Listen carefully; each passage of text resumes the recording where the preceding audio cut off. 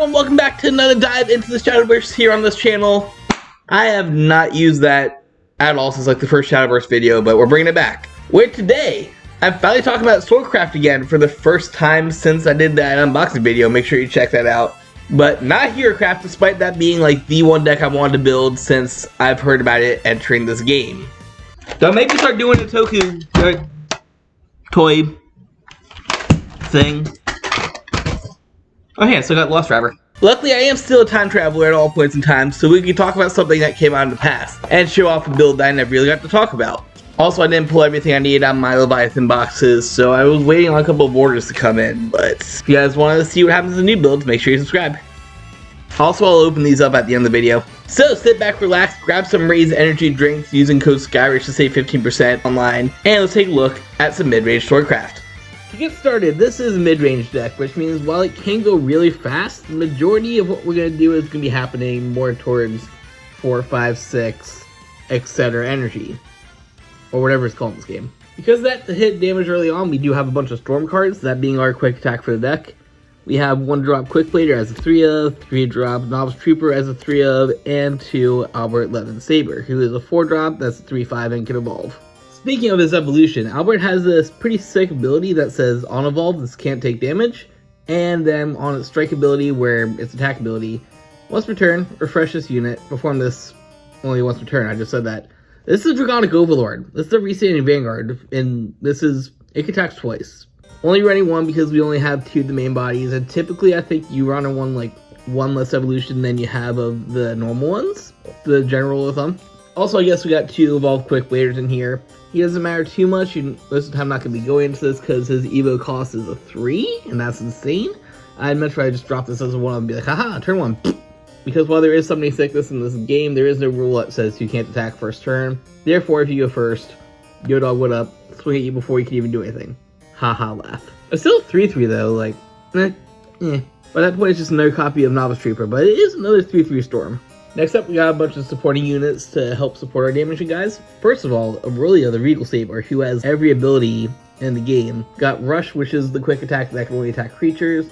Assail, which means you can attack things that are standing, because as you remember in this game, you can't attack something standing. You can only attack something once it's rested. So the Assail ability says, that's cool, pew pew pew. Then of course, Ward, which is nice, and it has a fanfare that says, if your enemy has 3 or more cards on the field, give the same +2/+2 and aura resist. It's basically a turn 5, 6, 8 that has every ability in the game, including resist and ward. Not a bad card. Might run a second, but for now we're running 1. We got the Star Deck boss here. We're running all 3 copies of her because she is insane. So 6-drop witches, and we do have other 6-drops in the deck. However, she gives you the choice of abilities on fanfare, either to straight up destroy something or gives us a storm. So she does join the quick attract crew. Solid card. Her being placed this late in the game kind of sucks, but once again, this is a mid-range deck, so 6 is optimally a turn you want to get to. And 2 of this thing, which costs 4. Very similar to Sabaki in the fact that you're able to choose ability on fanfare. Your 2 choices are that you can either deal something for damage, which is like Sabaki Jr., I guess, or you can call something with 3 or less from hand, like part of the quick attack crew, or a bunch of cards I'll show you in just a little bit. Solid card, run 2 or 3 of these always. I'm probably still going to have 2 or 3s in here somehow, don't worry about it.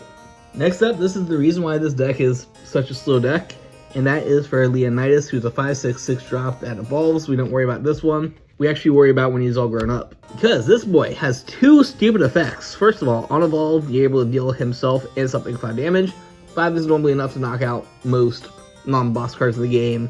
And oh no, he puts him down to 6/2. Oh well, guess what? You see that right there. Last words. That's the effect that happens when he dies.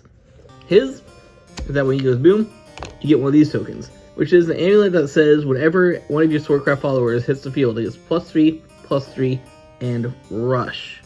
This is going to give everything a huge boost, and the not quite as good quick attack, but it's still really insanely good. Like, there's a reason mid-range Leonidas was a thing for a while. Only 1 up because you only need to hit 1 of these, and there are ways to search it, but this is basically your big boom. Once he hits the field, you win the game. On top of Leonidas, we also have a couple of other things that buff up your guys. First of all, we're running 3 copies of Luminous Knight, who is a 2-drop, who has 2 different abilities that are basically the same thing. So on place, she give one of your followers +1. Then on death, she gives one of your followers +1. This is 2 procs with power up. This is really useful. We'll say, for example, this is your turn 1. Turn 2, he's suddenly a 2/1. Turn 3, doesn't matter, just crash this, all of a sudden this is a 3-1. So all of a sudden, out of nowhere, this is 1 damage, 2, 3, 4, 5, 6. 6 damage you're getting off of 1 card while clearing something off the board. Pretty good. And of course, this is able to play with combos, so yeah, of course we're running 3 copies of it. Then we get to one of my techs, which, there she is, the Wind God. We have 2 of her. This is a neutral follower, so you're not going to be able to tutor out of any of your cards. However, a lot of your other cards do tutor, so I don't think that really matters, because you'll just have to naturally draw into this. And she says, first of all, fanfare, it's supposed to follower, gets +1, it's another copy of this. But what's very important is, at the start of the end phase effect, you give each of your followers +1 attack. I know you guys saw my previous deck video, check it out. It was all about doing a thing that buffs. Same thing in concept here, just as long as she stays on board, your field's just get bigger and bigger and bigger. And her being a 1/5 booty is not bad. It makes her a 2/5 automatically off her own skill, then just continue to do your buff things. There you go. Not bad. If she dies, that's why we have a backup copy. And then we'll talk about a couple of spells real quick. First of all, we got this Forged Weaponry. This came out of the starter deck, which is select a follower, give it +1/+1, and draw. It's one of the things I might be phasing out anyways, because I never really use it, but pump up your guy and react to them being attacked. Make him a little stronger, and you draw a card, which makes it an auto wash. Pretty good. This is a brand new thing. My wish would mean something I pulled out of my set 1 box I never even considered. Just give each of your followers +1/+1, and then whenever someone enters the field, gives a +1/+1. It just gives everything +1/+1. This is your other amulet. Arthurian Light does a lot of things. For 1, you're able to summon a Knight token and give it Storm, so quick attack, boom boom. For 2, you select something on the field and engage it, you tap it so you can attack them. And for 3, you're able to draw a card. Very diverse card. We only run the 1 copy because field presence is very particular in this game with you only having 5 zones in general. And as diverse as it is, there are other cards that do its job better, so 1 copy is fine. Speaking of engaging cards, you also run 2 of this guy, who, oh my god, I was literally checking the internet this morning before recording this, and he shot up for some reason at Simple Silver, so I'm gonna have to fish with my extra see if I have any to list on TCG Player. Go check out that page, help support me on this channel, all that fun stuff. But this is a real simple card. On place, you can engage something, then you can tap him whenever to engage something. So he's your auto lock card. If they have something cool they're protecting, that's nice. And him being a 1-drop 2/1 is pretty freaking sweet. Destruction tech, there it is. You kill something, it deals 1 damage for every card that you currently have on the board. I'm not sure if this includes your EX zone, but you're not really ever going to use your EX zone, so 1 to deal up to 5 damage, or potentially up to 10. Pretty good. You're not going to use that often, which is fine, because Swordcraft is mostly a monster follower, whatever they're called, base deck, so you're not really going to be using spells, but it's not bad to have a destruction card. So remember when I said that you tutor everything in the deck? Yeah. She literally just says, fanfare, search for any follower and add to your hand. It's a 3/2, 3-drop. Solid, you just always run 3. This is the evolving version of it. I have 2 of them in here. It's a 4-drop, 4/4, not bad stats. And then once it evolves into this check, you're able to search your deck for up to 2 officer followers. This is a little restricted because Swordcraft is divided into commanders like herself and officer cards. So it only searches for certain cards, but it is a tutor for up to 2 things that turns into 5/5 for 4, so pretty good card. Of course, this deck is very aggressive, and like I said, it is mid-range, so you have to survive a little bit longer than you usually would if you just played a bunch of cards in terms sideways. So to do that, we do have a couple ward cards. Mostly we have 3 for the Veteran Lancer, just a standard 2-drop 2/3. However, the important part is that she is an officer Swordcraft thing, so it's tutorable by everything in the game, and of course, if you happen to have that emblem out or any of your buff cards, she can get big, so don't look down on it. This whole deck buffs. This is a 2/3 that becomes huge, and they have to attack first. And my other word card is this one of Archangel Reyna, who's a funny little card. 4-drop neutral, ward, of course. And when she evolves, she has a nice little effect that says you could recover X play points, X equaling the number of face-up things in your evolved deck, and then you turn all those face down.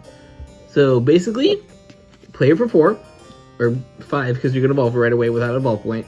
You recover any amount of points equal to the number of face-up guys that you have in your zone. And to reach one of those, you reset them, and yeah, you gain 1 life.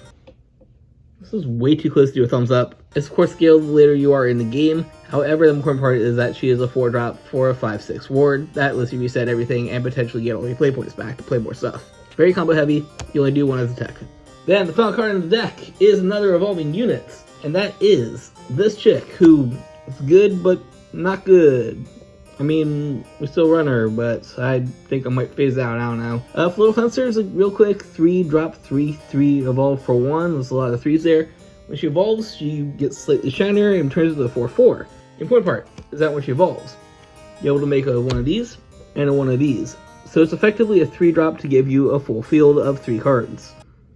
And a 4/4 booty. Not bad. My main concern with this is that you're just filling up your field with a bunch of fluff that can't do anything yet. Of course, with Leonidas, they do all get their rush attack, but this is a late game card, don't forget. So this is probably going to be played a lot earlier in the game. If they go uncontested, that's still some damage on board, like 1, 2, 3, 4, 5, 6, 7 damage right there for a cost of 3. That's not bad. It gives you 3 bodies to just attack stuff with. That's not bad.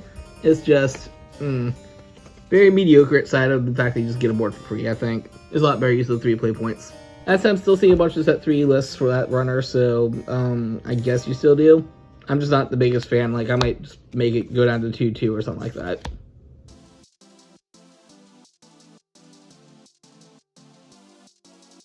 I need to hang this thing up now. This corner's empty.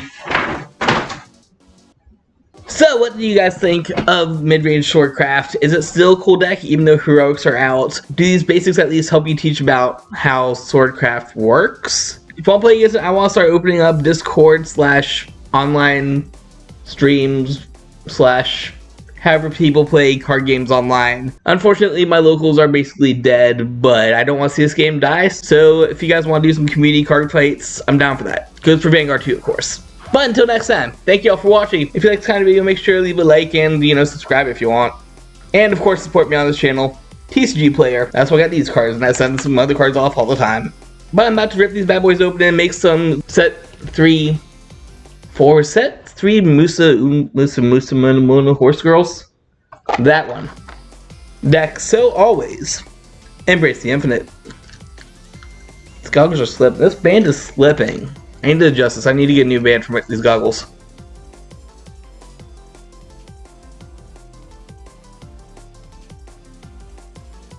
Alright, we got a live enough cardboard unboxing. First packages from someone. I'm not doxing any card dealers. Just go shop with them or me. I'm not a fan of that corner right there. Alright, look at this. Got some Memeros. Is that the Evolve? Yes, I love my boy. It's all one sleeve. Please, thank you. That makes me have to actually edit the post. Are you serious? Are you serious? I hate the opening on this. Alright, box 1. Got some Amara Evolves. We got some Night Boys. We got some Egg Boys. I'm building a lot. We got some stuff and stuff. There's some Queenies, some Meaties. She looks like common in this. And then the other one, which is a much normalish looking envelope. This opens so much better. We got the Evils from Mystic Kings. Another Mystic Kings. Some Knight stuff. This is basically chest order plus like my last Zombie and Mock Knight. Bunch of new decks coming soon. Also this Vanguard. I want to do some testing for this. Someone play me in some energy.